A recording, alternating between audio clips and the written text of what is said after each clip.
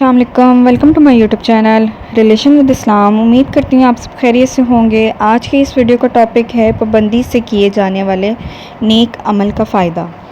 ابو موسیٰ رضی اللہ عنہ کہتے ہیں، میں نے رسول اللہ صلی اللہ علیہ وسلم کو ایک یا دو بار نہیں بلکہ متعدد بار یہ کہتے سنا، جب بندہ کوئی نیک عمل پابندی سے کر رہا ہو، پھر کوئی مرض یا سفر اسے مشغول کر دے جس کی وجہ سے اسے وہ نہ کر سکے، تو بھی اس کے لیے اتنا ہی ثواب لکھا جاتا ہے جتنا کہ اس کے تندرست اور مقیم ہونے کی صورت میں عمل کرنے پر اس کے لیے لکھا جاتا تھا۔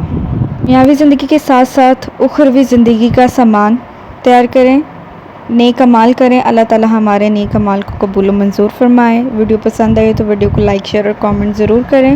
ڈیلی احادیث سننے کے لیے میرے چینل کو سبسکرائب کریں۔ دعاؤں میں یاد رکھیے گا۔ اللہ حافظ۔